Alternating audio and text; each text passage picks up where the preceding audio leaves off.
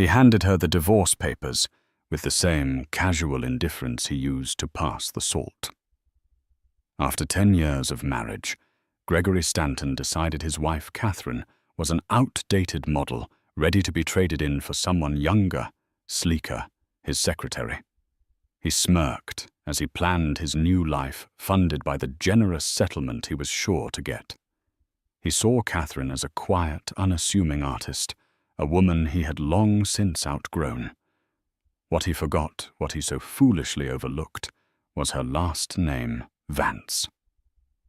He had married the daughter of Harrison Vance, a man who didn't just play the game of high finance. He owned the entire board. This isn't just a story of a divorce. It's the story of how a titan of industry taught his arrogant ex-son-in-law the true brutal meaning of the word bankrupt. The silence in their sprawling Upper East Side brownstone had become a living entity. It breathed in the spaces between Gregory Stanton's clipped one-word answers and Catherine Vance's fading attempts at conversation.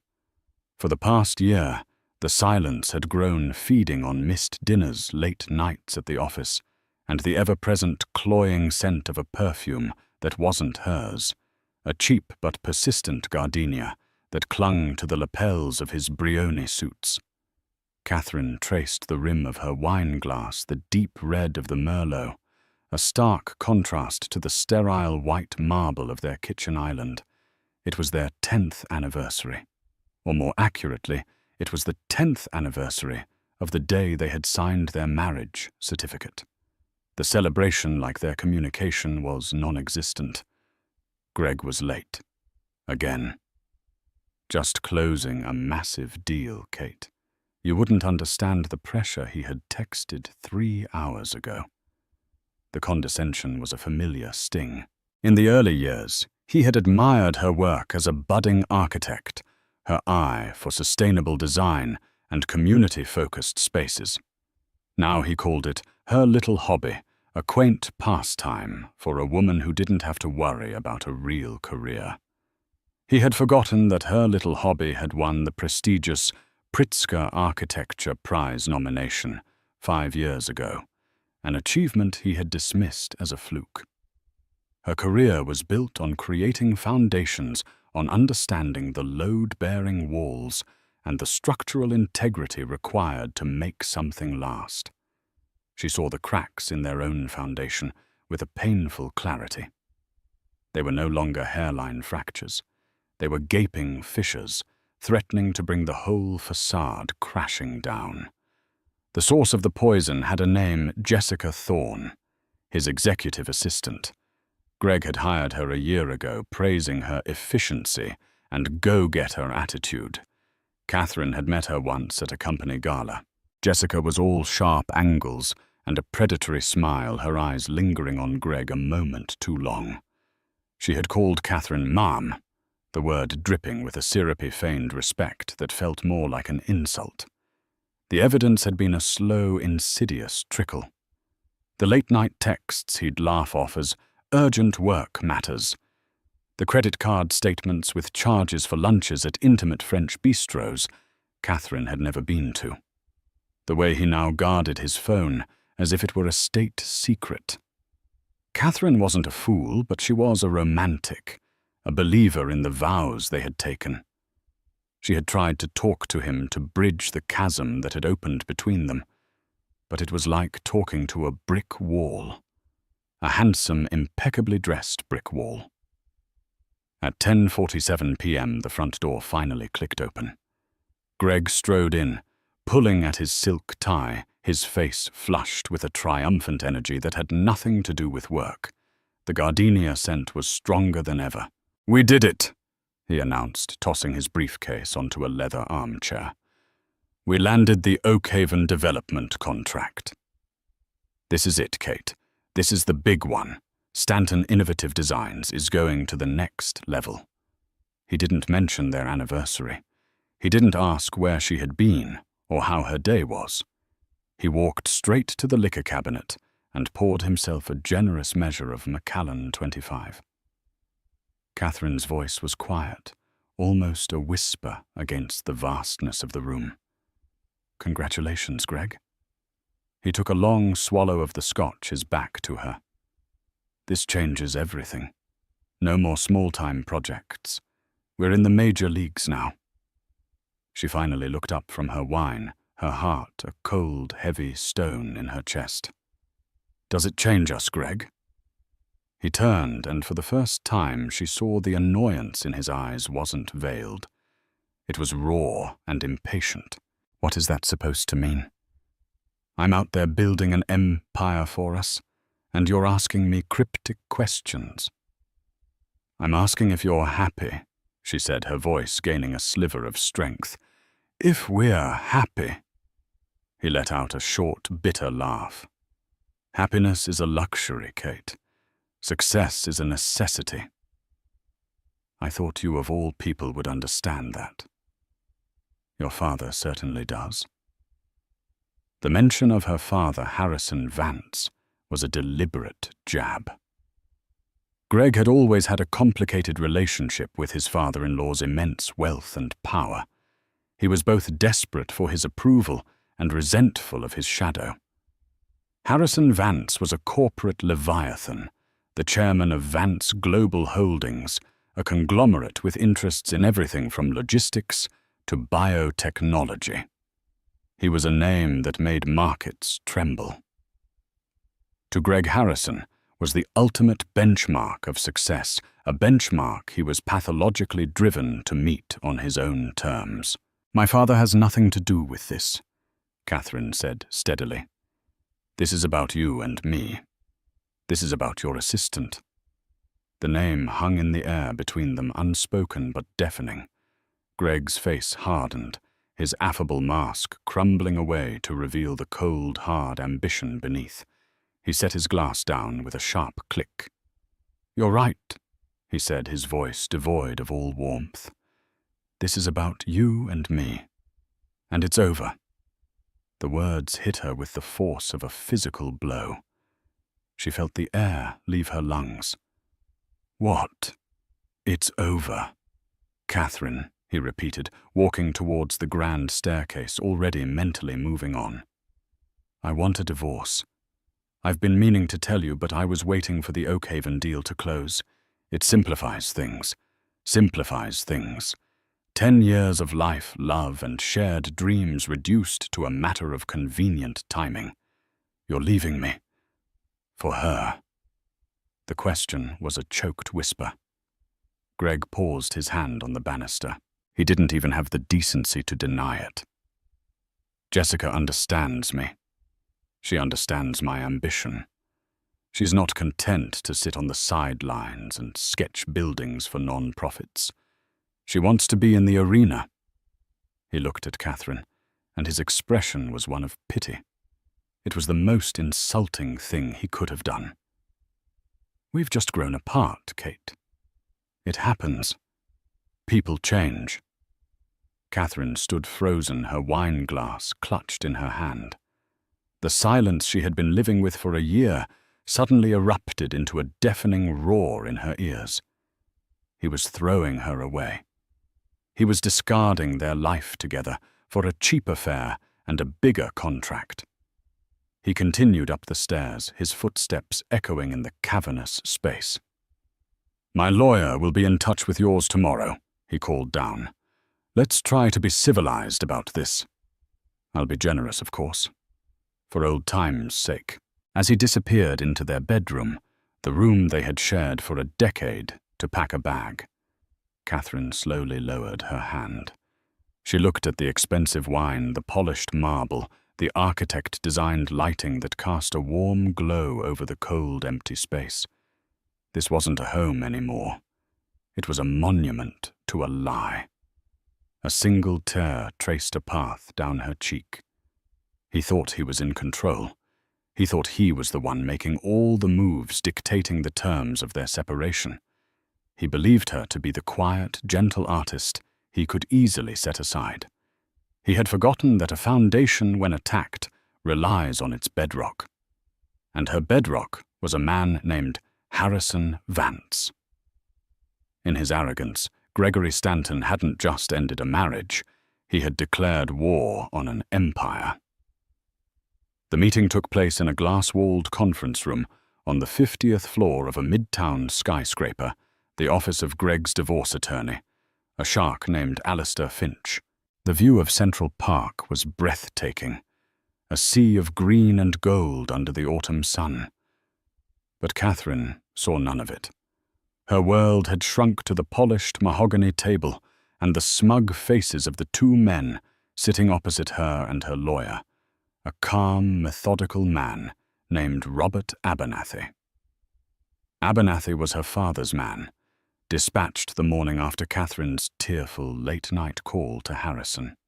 He was in his late 60s, with a mind as sharp as a shard of glass and a loyalty to the Vance family that was absolute. He had reviewed the prenuptial agreement she and Greg had signed a decade ago, an ironclad document drafted by his very own firm. Mr. Stanton's demands are audacious. Abernathy had told her that morning, his tone dry as dust. He seems to be operating under a severe misapprehension of his legal standing. Now, sitting across from that misapprehension in the flesh, Catherine understood. Greg was radiating a confidence that bordered on megalomania. Fresh off his Oakhaven deal, he saw himself as an untouchable titan of industry, a self-made man who had earned his seat at the table. "So let's get down to it." Finch began sliding a leather-bound folder across the table. "Gregory has been more than reasonable in his proposal. In the interest of a swift and amicable resolution, he is not seeking any claim on Catherine's personal trust, which, as we all know, is substantial." He paused, as if expecting gratitude. Abernathy simply stared back, his expression unreadable. Finch cleared his throat and continued. "Gregory will of course be keeping the brownstone. He considers it the primary asset of the marriage, a reflection of his success. He is also requesting 50% of all liquid assets accumulated during the marriage, which includes the joint investment portfolio with Morgan Stanley. And finally, a one-time alimony payment of $5 million to compensate for the emotional distress and the career sacrifices he made to support Catherine's artistic endeavors." Catherine felt a bubble of hysterical laughter rise in her throat. Career sacrifices. He had openly mocked her work for years. He wanted the house she had personally redesigned and renovated, pouring her heart and soul into every detail. He wanted $5 million for the emotional distress of cheating on her with his secretary. Before she could speak, Abernathy held up a hand, a small, subtle gesture. "Mr. Finch, Mr. Stanton." He began, his voice even and calm. "Let us be perfectly clear. The prenuptial agreement signed by both parties on June 12, 2015, is unequivocal. In the event of a dissolution of the marriage due to infidelity, the at-fault party forfeits all claims to shared property and is entitled to no alimony whatsoever." Greg scoffed, leaning back in his chair with a theatrical sigh. "Oh, come on. That infidelity clause is archaic. It'll never hold up in court. Who's to say who was at fault? Marriages are complicated. Are they?" Abernathy asked, his eyes locking onto Greg's. "Because I have here a sworn affidavit from the concierge at the Mandarin Oriental detailing Mr. Stanton's weekly meetings with a Miss Jessica Thorne for the past 8 months. I have receipts from Tiffany & Co. for a diamond necklace not purchased for my client. I also have a digital forensics report from Mr. Stanton's personal laptop, the one registered as a joint marital asset, which contains a rather extensive record of his correspondence. Would you like me to read from it?" Greg's confident smirk faltered. A flicker of panic crossed his eyes before he masked it with anger. That's an invasion of privacy. You can't use that. We can and we will, Abernathy stated flatly. The laptop was purchased with funds from a joint account, making it marital property. The evidence is admissible, and it is damning. Finch, the high-priced lawyer, shifted uncomfortably. He hadn't expected this level of preparation. He had expected a tearful, heartbroken wife willing to pay any price to make the pain go away. He hadn't expected the legal arm of Vance Global Holdings. Now Abernathy continued sliding a single sheet of paper across the table. This is our counteroffer. It is also our final offer. Catherine will retain the brownstone and all its contents. She will retain 100% of the joint investment portfolio. Mr. Stanton will vacate the premises within 48 hours. He will be allowed to take his personal effects, which will be packed for him under supervision. There will be no alimony. In return for his immediate and unconditional acceptance of these terms, Catherine will agree to a non-disclosure agreement regarding the circumstances of the divorce. He leaned forward slightly, his voice dropping to a conspiratorial whisper. I imagine the board of the Oakhaven Development Group, a notoriously conservative bunch, might take a dim view of their new partner's moral character if certain details were to be leaked to the press. Reputational risk, I believe they call it. The threat was clear, cold, and utterly terrifying. Greg's face went from pale to a blotchy, furious red. He was being cornered, outmaneuvered at every turn. He looked at Catherine, expecting to see triumph in her eyes, but all he found was a deep, profound sadness. This was the man she had loved, reduced to a petty, greedy stranger. This is because of him. Isn't it?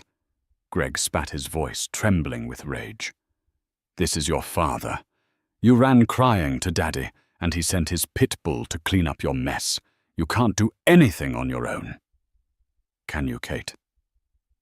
The insult meant to wound her barely registered. She had spent a decade trying to prove she was more than just Harrison Vance's daughter. She had built a career, a home, a life, all in an attempt to stand on her own 2 feet. And in the end, when the man she had given that life to tried to burn it all down, it was her father's power that was her shield. The irony was not lost on her. Sign the paper, Greg, she said, her voice finding a strength she didn't know she possessed. It's over. Just sign it and go.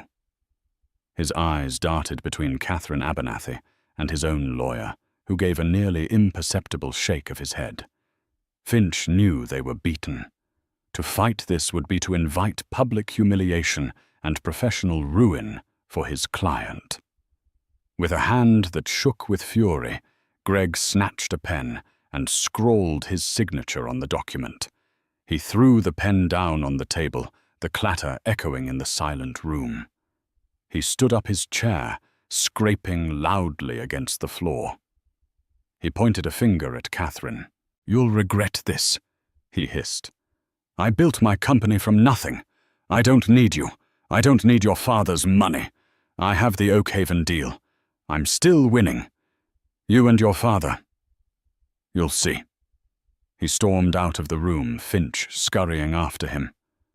The door clicked shut, and Catherine finally let out the breath she had been holding. She felt no victory, only a hollow ache. The severance was complete. The legal ties were cut. But as Greg's final arrogant words hung in the air, she knew this was far from over. He didn't understand. He thought this was about a divorce settlement. He couldn't grasp that he hadn't just insulted Catherine Vance, the architect. He had profoundly insulted Catherine Vance, the beloved daughter of Harrison Vance. And for a man like Harrison, some insults were debts that could only be repaid in full with devastating interest. Harrison Vance's office on the 80th floor of the Vance Global building was a testament to his philosophy. Power is quiet. There were no ostentatious displays of wealth. The walls were paneled in dark, unpolished mahogany. The furniture was minimalist, a collection of Eames and Le Corbusier pieces that valued form and function over flash.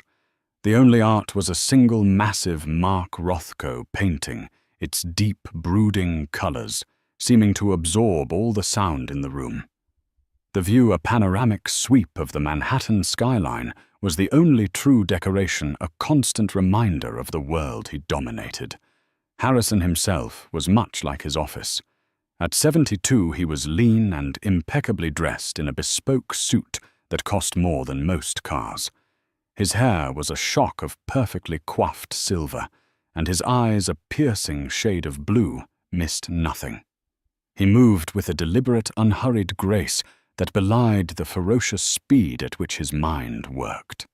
He was a predator who had no need to roar. His very presence was enough to silence a room. He had listened to Catherine's initial call 2 days ago, with a stillness that would have unnerved anyone who didn't know him. He didn't interrupt. He didn't offer platitudes.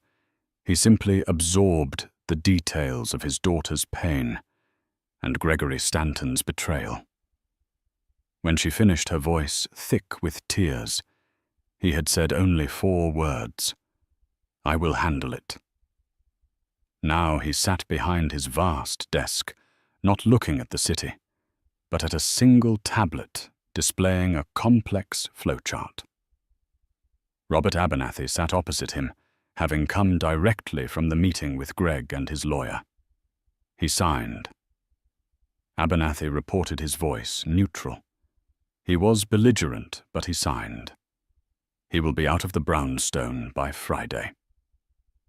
Harrison nodded slowly, his gaze still fixed on the tablet. His final words: arrogant. He believes the Oakhaven deal makes him invincible.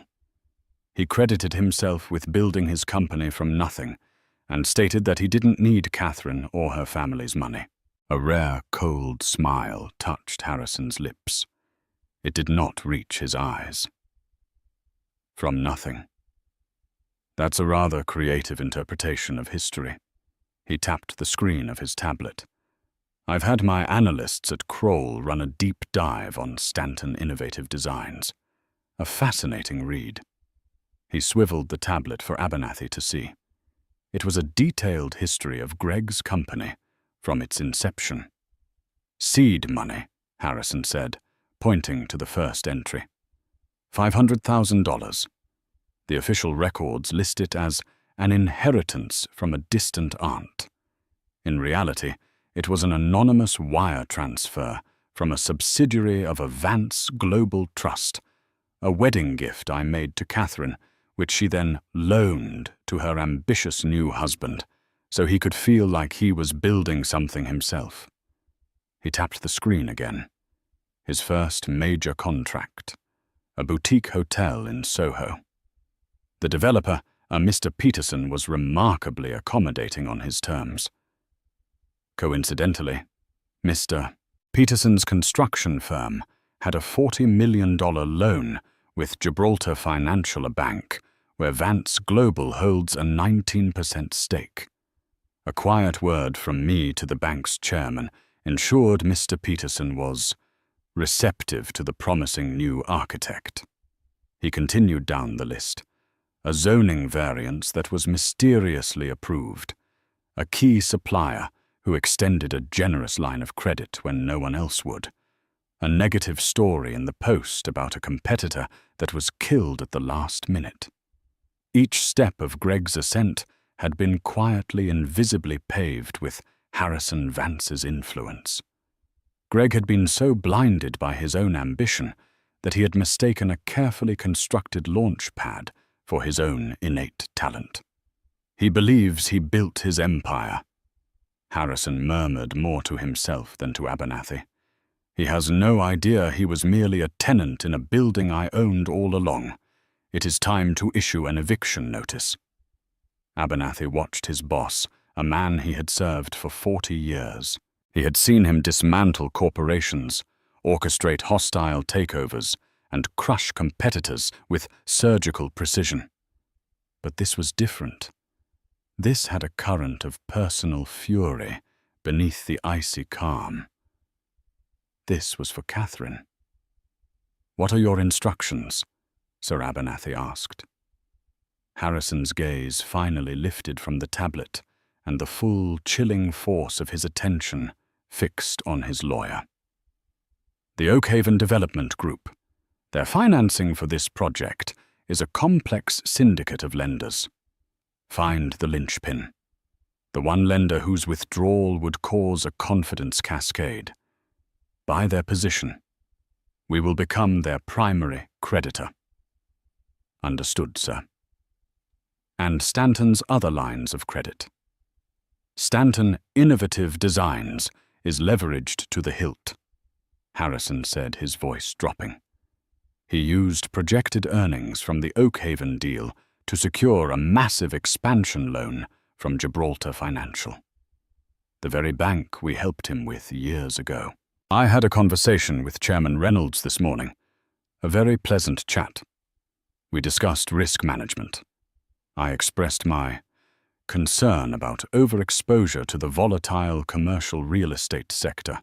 Gibraltar will be calling in his loan, citing a material adverse change clause. The full amount will be due in 30 days. 30 days. It was a death sentence for a company like Greg's. His suppliers, Abernathy prompted. Most of his material contracts are with subsidiaries of the All-State Materials Group. As you know, our pension fund is their largest institutional investor. They will be informed that, due to a strategic review, all credit terms with Stanton Innovative Designs are revoked. Payment will be required up front for all future orders, immediately. The strategy was brutally elegant. It wasn't a frontal assault. It was a systemic strangulation. Harrison wasn't just going to knock Greg down. He was going to dismantle the entire ecosystem that supported him piece by piece, until there was nothing left but air. "And what about Miss Thorne?" Abernathy inquired. Harrison waved a dismissive hand. "The secretary. She is a symptom, not the disease. She is drawn to power and money. When those are gone, she will vanish like the morning mist. She is beneath my notice." His focus was solely on Greg. The boy's arrogance is his fatal flaw. He flew close to the sun, believing he had built his own wings. He is about to discover they were made of borrowed feathers. And I am recalling the loan. He stood up and walked to the vast window, clasping his hands behind his back as he looked down at the city below. He saw it not as a collection of buildings and people, but as a complex network of power, influence, and debt. A system he knew how to manipulate better than anyone alive.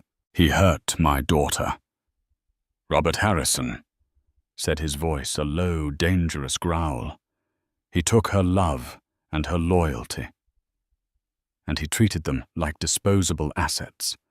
He thought my family's name was a tool for him to use. He is about to learn that it can also be a weapon of unimaginable weight." Down below, somewhere in that concrete jungle, Gregory Stanton was probably celebrating toasting his freedom and his bright future with his mistress. He was blissfully unaware that a silent, patient predator perched high above the city had just marked him as prey.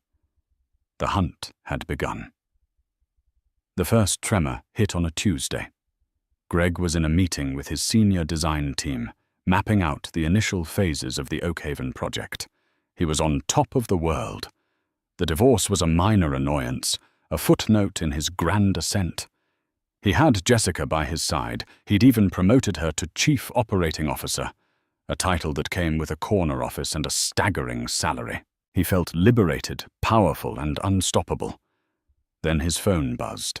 It was his CFO, a perpetually nervous man named David Chen.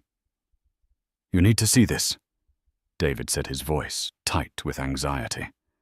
Now. Greg excused himself from the meeting and strode to David's office. On the screen was an email from the Oakhaven Development Group. It was a terse, formal notice, citing unforeseen shifts in their financing structure. They were putting the project on indefinite hold. What the hell does that mean? Greg demanded. We have a contract. It means they're pulling out. David said, his face pale. The contract has a termination clause, Article 7B. If their primary financing is withdrawn, they can dissolve the agreement with a penalty payment. The penalty is a fraction of what the project is worth. Greg felt a jolt of cold fear. Their financing was solid. It was with a consortium led by Deutsche Bank. Was David stressed? According to my source, a private equity firm, Blackwood Capital, bought out Deutsche Bank's position last week. They then declared the terms of the loan unacceptable and withdrew the funding. The whole consortium collapsed. Blackwood Capital. Greg frowned. I've never even heard of them. They're new, but they're aggressive. Rumor is they're a front for a much bigger player. A bigger player. The words echoed ominously in Greg's mind.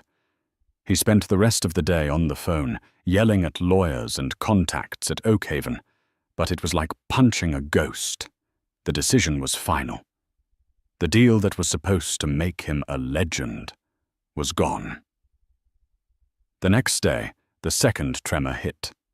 It was a call from Mark Reynolds, the chairman of Gibraltar Financial. Greg had golfed with him. He considered him a friend. Greg, my boy. Terrible news.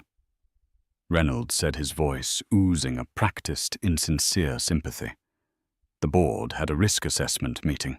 Given the collapse of the Oakhaven deal, we're seeing a material adverse change in your company's financial outlook. We have to call in the $20 million expansion loan. As per the covenant, it's due in 30 days. The phone felt slick in Greg's sweating palm. 30 days. Mark, you can't be serious. That's impossible. My hands are tied. Greg, the board is spooked. You know how it is. Greg didn't know how it was. He had never been on this side of the phone call before.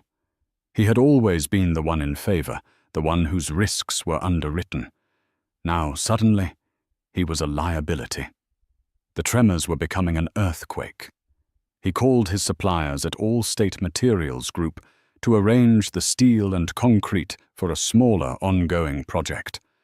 The purchasing manager, a man who had been whining and dining him for years, was suddenly cold and formal.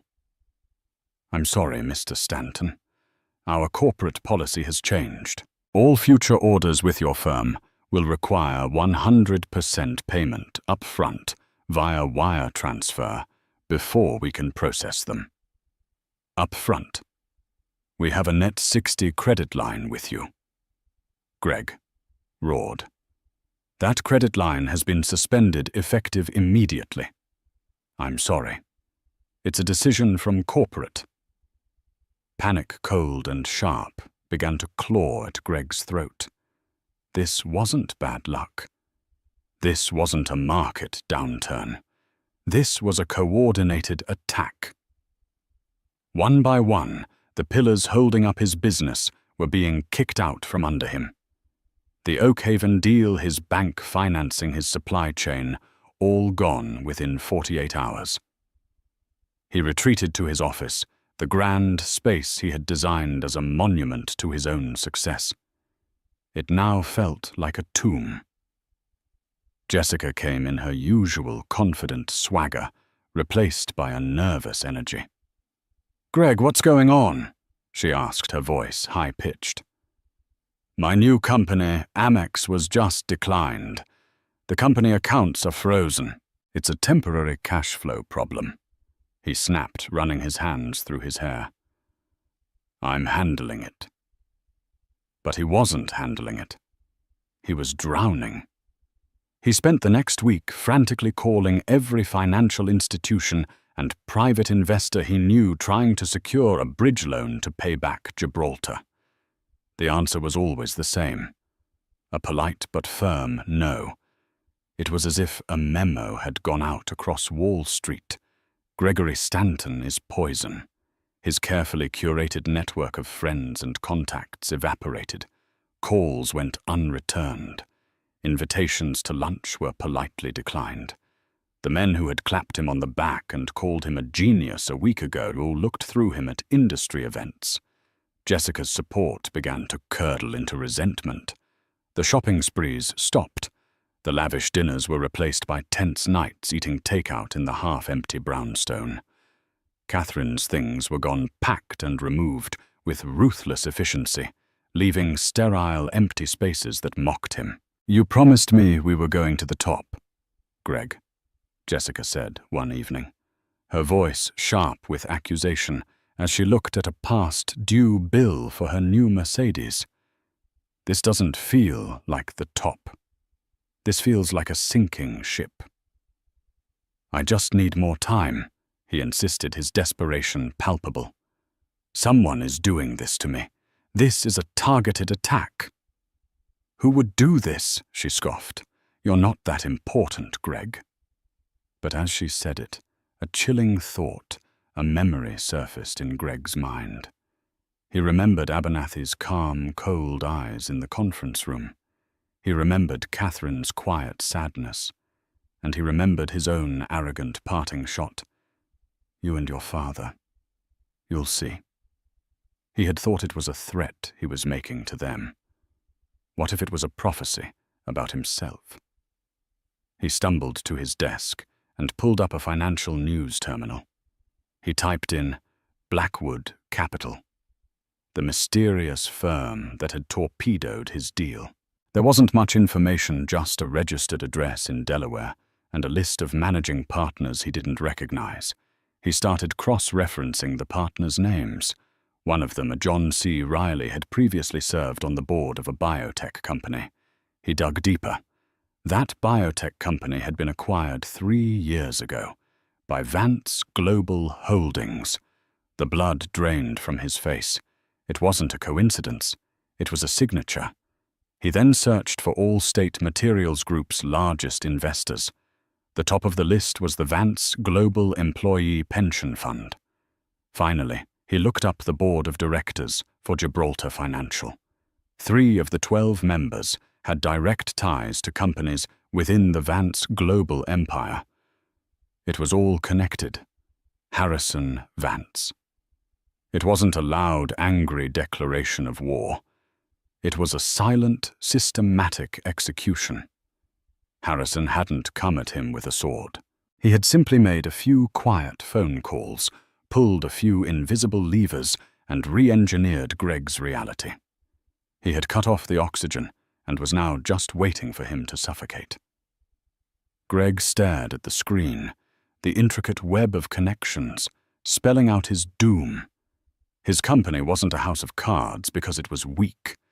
It was a house of cards because Harrison Vance had owned the table it was built on the entire time. And now he was simply quietly clearing it off. The final 30 days of Gregory Stanton's professional life were a masterclass in psychological torture. Every morning brought a fresh hell. Valued employees, smelling the blood in the water, began to tender their resignations. Subcontractors filed liens against his projects for non-payment. The IRS sent a notice of an impending audit. The edifice of his success was not just cracking. It was being pulverized into dust, and he was trapped inside. He became a ghost, haunting the halls of his own company. He stopped sleeping, fueled by a toxic cocktail of caffeine and terror. He lost weight, his expensive suits hanging loosely on his gaunt frame. The charismatic, confident man who had charmed clients and seduced his secretary was gone, replaced by a paranoid, hollow-eyed wreck. Jessica, predictably, was the first rat to leave the sinking ship. She packed her things one afternoon, while he was desperately trying to renegotiate terms with a furious concrete supplier. He came back to her office to find it empty, save for a single sheet of paper on the desk. It was her resignation. No goodbye, no explanation. She had just vanished, another ghost in his rapidly collapsing world.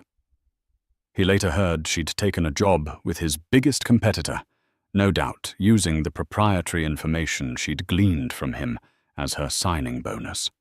The day of the reckoning arrived with a cold grey drizzle that mirrored the state of Greg's soul. It was the deadline for the Gibraltar financial loan repayment. He was sitting in his office, staring at a bank balance that was less than his monthly mortgage, when his assistant temp, the only one he could afford, told him a Mr. Abernathy was here to see him. Greg's heart hammered against his ribs. He felt a surge of pure, impotent rage. He straightened his tie, smoothed his hair, and walked out to the reception area, determined to face his executioner with some semblance of dignity. Robert Abernathy stood by the window looking out at the rain-streaked city. He was the same calm, immovable figure from the divorce meeting. He turned as Greg approached, his expression neutral. "Mr. Stanton," he said, his voice polite. "Thank you for seeing me." "What do you want?" Greg snarled. "Have you come to dance on the grave?" "Not at all," Abernathy replied smoothly. "I am here on behalf of a client who has recently acquired your debt from Gibraltar Financial.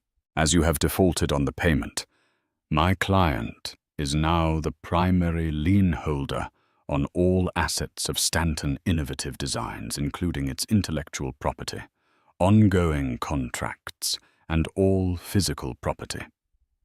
Greg stared at him, uncomprehending. "Your client? Who?" "It seems your company is officially bankrupt," Abernathy continued, ignoring the question. "A sad day. However, my client saw an opportunity. They have purchased the company lock, stock, and barrel from the receivers. For pennies on the dollar, I might add." The rage in Greg's chest was replaced by a creeping, icy dread. "Who bought my company?" he whispered. Abernathy allowed himself a small, thin smile. The new owner felt it was important to oversee the transition personally. "She is waiting for you in your old office." "She—" The word hung in the air. Suddenly, Greg couldn't feel his legs. He stumbled past Abernathy, his mind refusing to process the implication. He pushed open the door to his office, the room that had been the center of his universe. And there she was. Catherine Vance was standing by his desk, not looking at him, but at the blueprints for the Oakhaven project, which were still tacked to the wall. She was not the heartbroken, tear-streaked woman he had left behind. She was dressed in a tailored navy blue power suit, her hair pulled back in a sleek, professional style.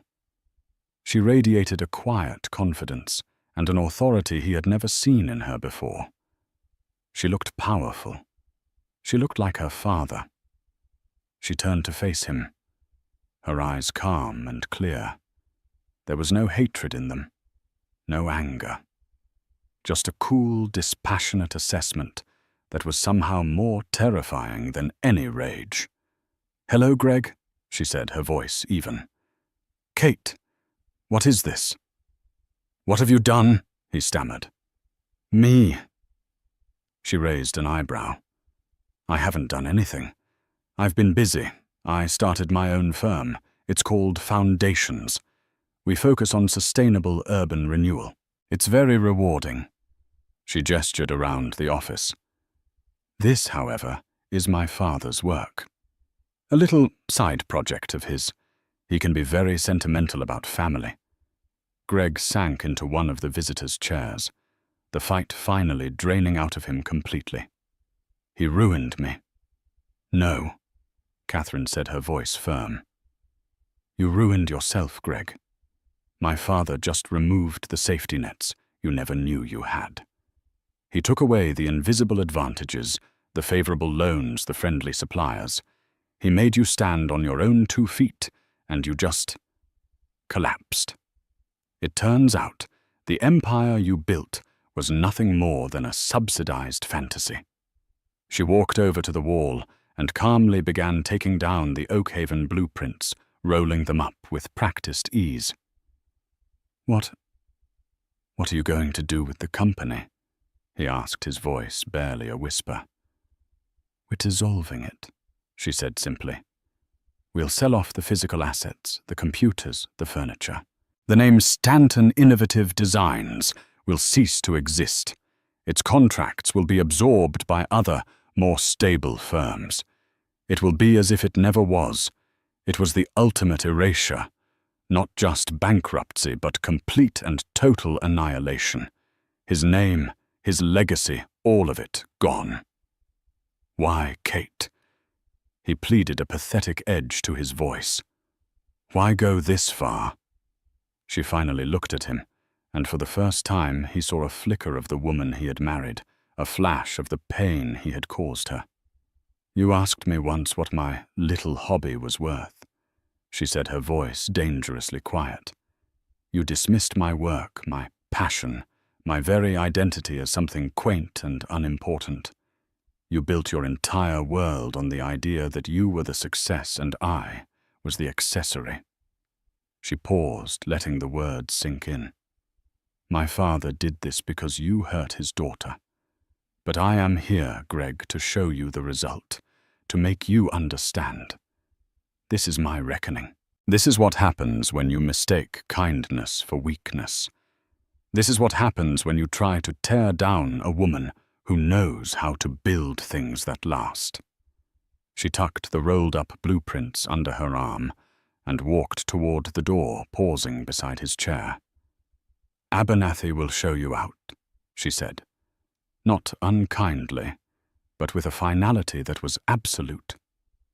The security guards have a box with your personal effects from the desk. Goodbye, Greg.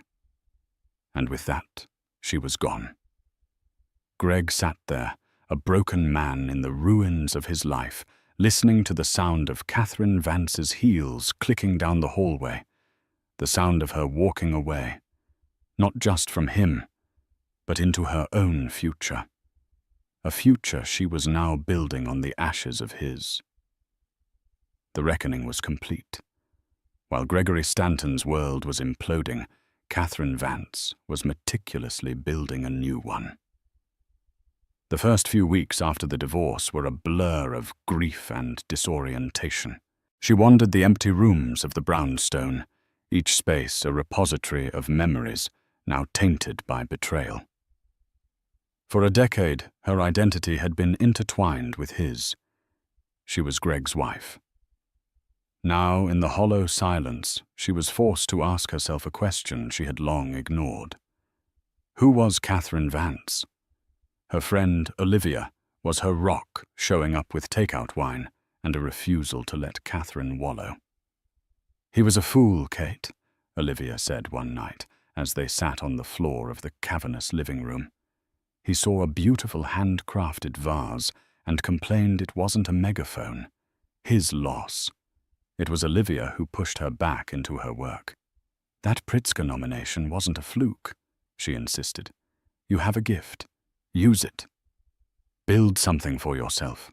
Literally. The idea took root. For years she had sublimated her own ambitions to support Greg's. His projects were always bigger, flashier, more important. Her focus on green materials, community spaces, and affordable, beautiful housing had been a quiet passion, something he'd tolerated rather than celebrated. Now there was nothing holding her back. She converted a spare wing of the brownstone into a design studio, trading expensive furniture for drafting tables and corkboard walls.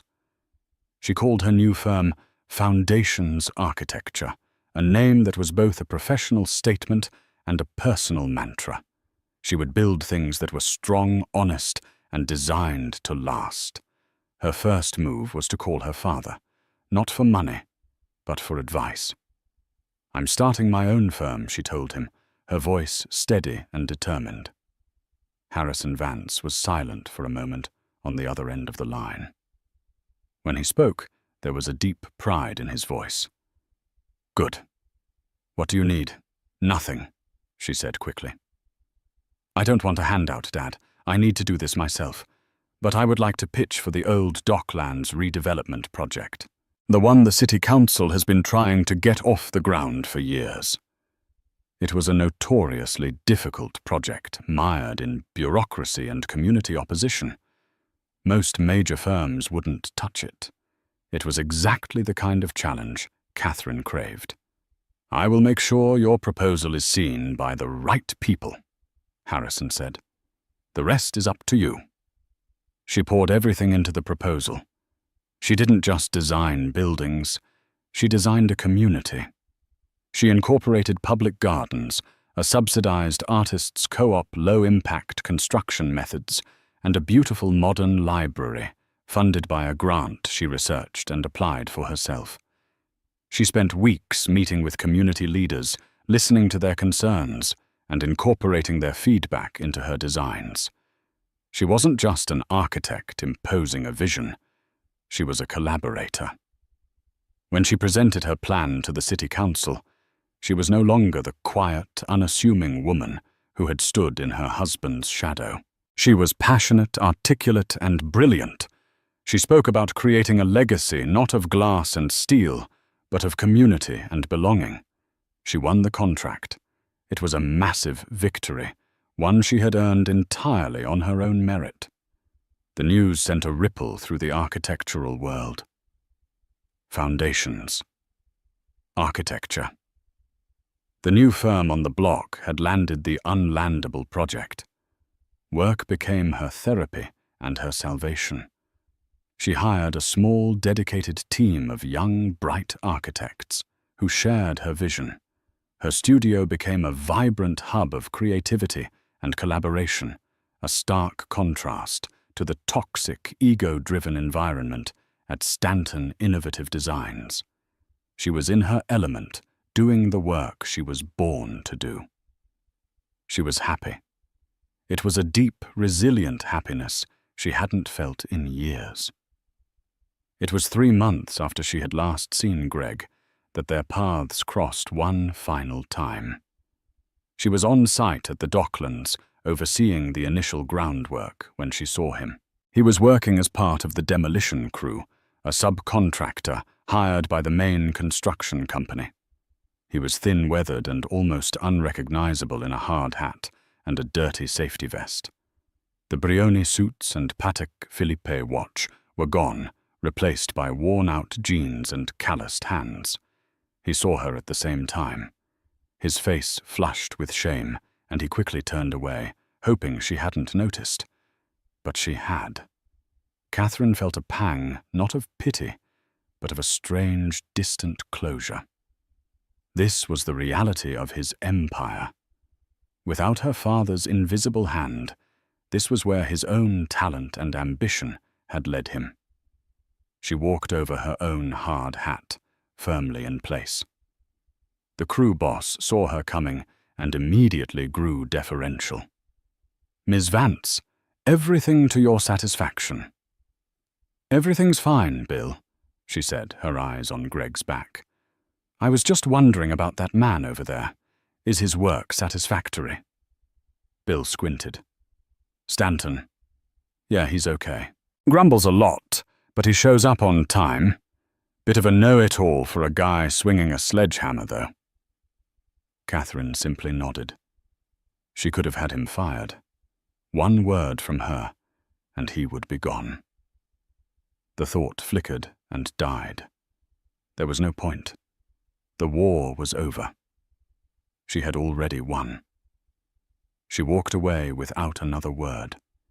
She didn't need revenge. Her success, her happiness, her thriving new life, that was the only statement that mattered. She was Catherine Vance, the architect, a builder, a creator.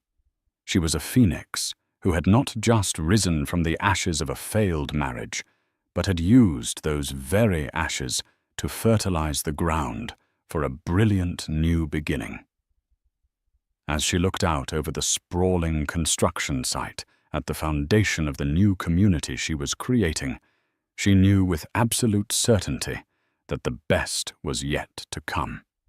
2 years later, the Vance Global Holdings annual charity gala was in full swing at the Metropolitan Museum of Art.